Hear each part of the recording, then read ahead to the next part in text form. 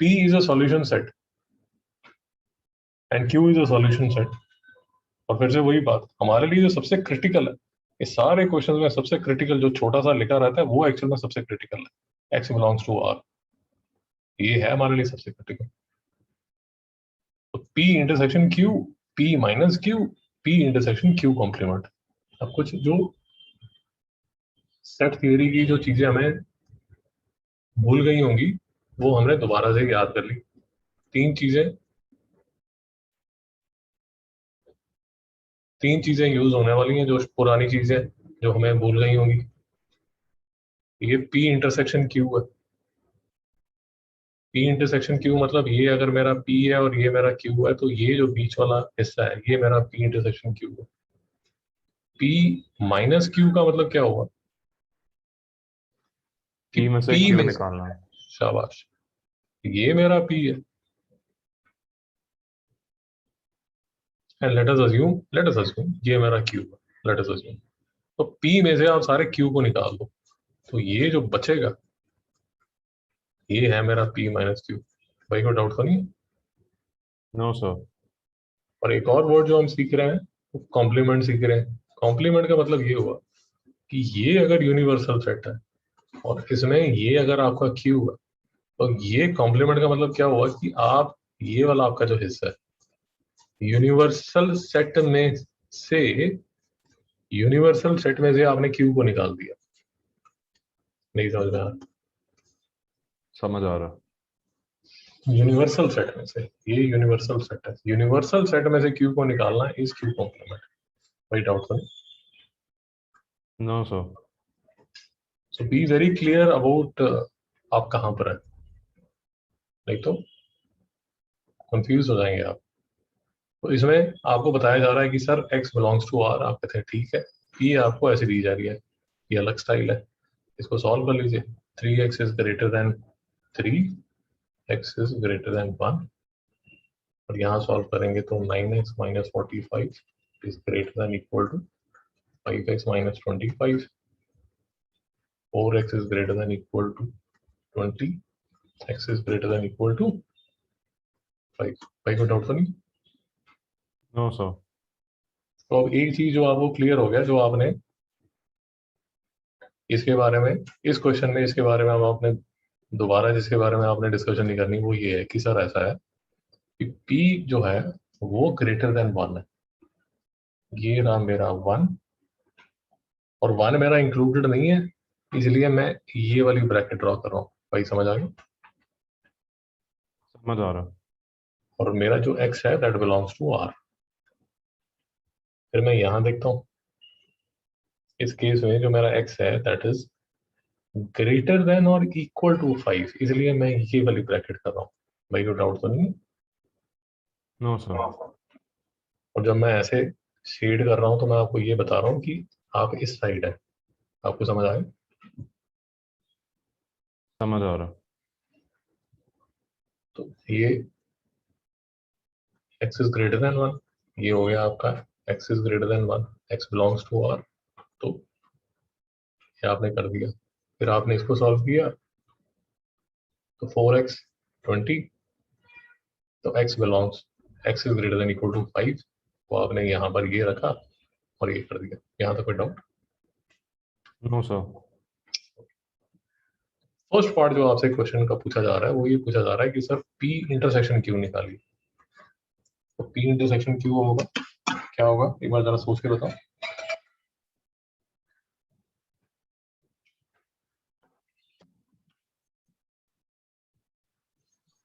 Sir 2 3 4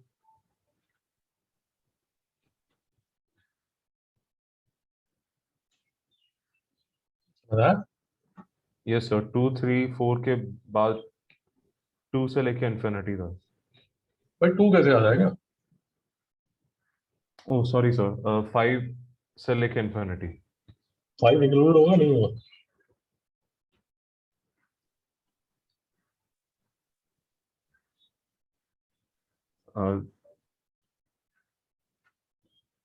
नहीं sir 5 भी included होगा, 5 से लेके इन्फिनिटी। तो क्या लिखूं यहाँ पर? x is greater than equal to 5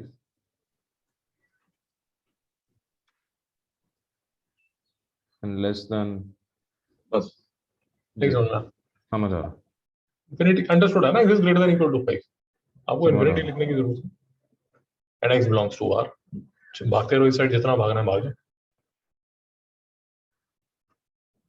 भाई समझ नहीं आ रहा, समझ आ रहा। इस साइड जितना भागना है भाग जाओ यार, आपने यहाँ पर लिख दिया ना x इज ग्रेटर देन 5।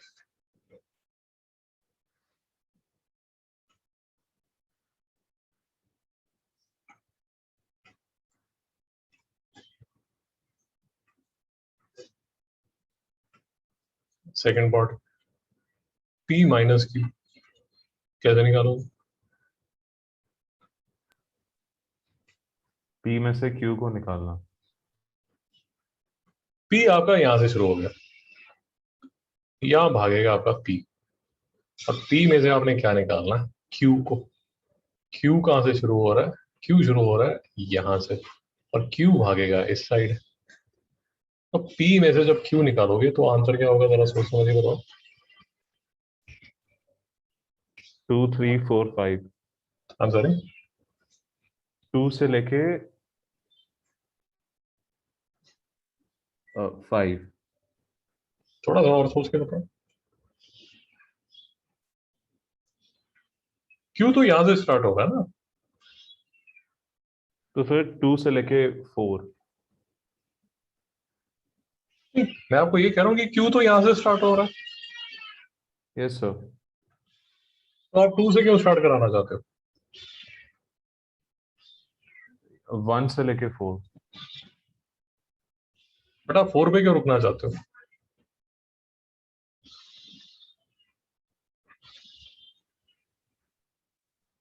तो मतलब डाउट डाउट आ रहा है क्या भाई? नहीं, क्योंकि p 1 से लेके, भाई p 1 से स्टार्ट हो जाएगा, इज इट करेक्ट? इसमें तो जी कोई डाउट नहीं है ना, इसमें तो नहीं कोई डाउट नहीं है ना कि p स्टार्ट हो जाएगा। नहीं, p, अब मैं ग्रेटर देन लिखूं, इक्वल टू लिखूं, क्या लिखूं?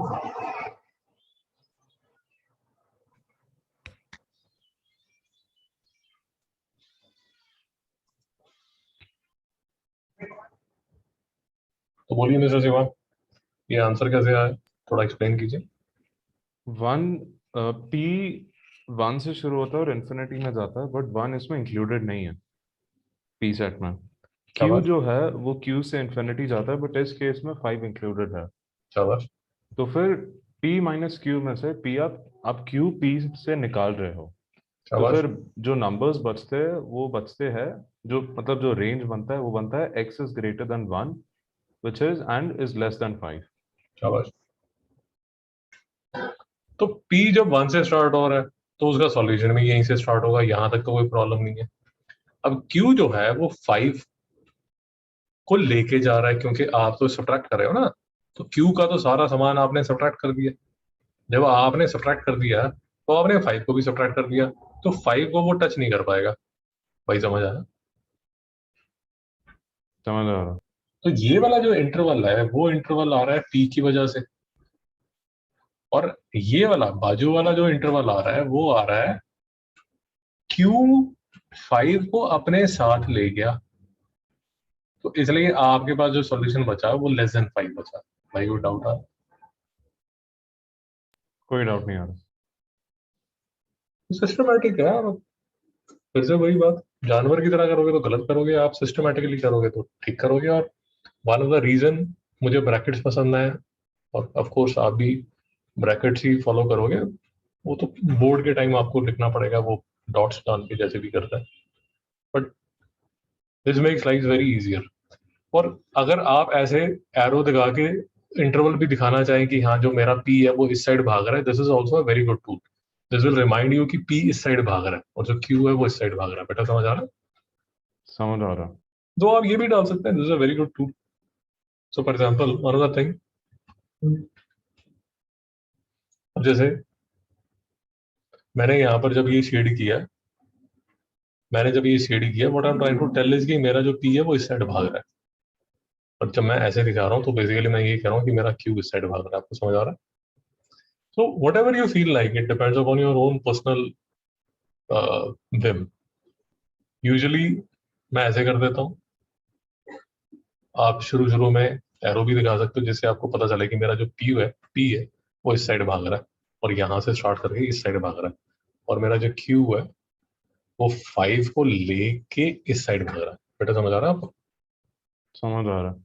अब फिर से वही बार बार बात है, मैं फिर से आपको थोड़ा सा आइडिया दे देता हूँ। फॉर एग्जाम्पल, अगर इसमें ऐसा होता, p belongs to whole number. अब अगर p belongs to whole number है तो फिर तो जो p है आपका वो होगा 2, 3, 4, 5। आपको समझ आ रहा है? समझ आ रहा। बट क्योंकि आपका जो p है that belongs to real number, तो आपको कैसे लिखना पड़ेगा कि p is greater than 1। I am sorry, चलो ऐसे लिख लो, चलो ऐसे लिख लो, ठीक है चलेगा। p is greater than 1 and p belongs to real number. Technically तो लिखना चाहिए x is greater than 1 and x belongs to real number। कोई बातें समझ आ रहा है, या मैं अपने आप से बातें करता जा रहा हूँ? नहीं सर, समझ आ रहा। तो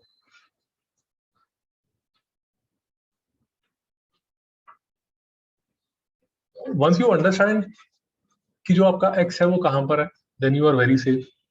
once you understand the limits कि वो नंबर जो स्पेसिफिक नंबर है वो इंक्लूडेड है या नहीं है, you are very safe. And that is why if you use open bracket close bracket तो चीजें बड़ी आसान हो जाती हैं।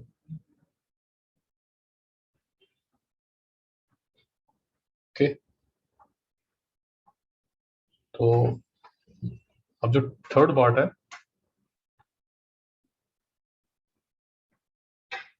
वो है p इंटरसेक्शन q कॉम्प्लीमेंट। अब ये क्वेश्चन सारे रिपीट करने हैं आपको और सोच समझ के करना है, ठीक है? तो देखिए, फिर से देखिए,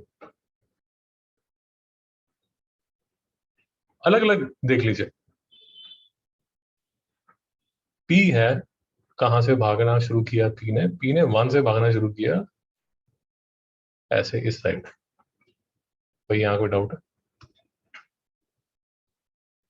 नो सर। ओके, आपका जो q है, आपका जो q है वो q जो है वो 5 से भागता है इस साइड। तो आपका जो q कॉम्प्लीमेंट है वो किस साइड भागेगा? Opposite direction. शाबाश। और ब्रैकेट कैसे डालनी पड़ेगी आपको? ये वाली। नहीं समझ में आया? Yes sir. तो अब आपका जो q कॉम्प्लीमेंट है वो भागेगा इस साइड। भाई कोई डाउट है? No sir. और अब आपको लेना है इंटरसेक्शन। तो आंसर क्या होगा बेटा, सोच समझ के बताओ।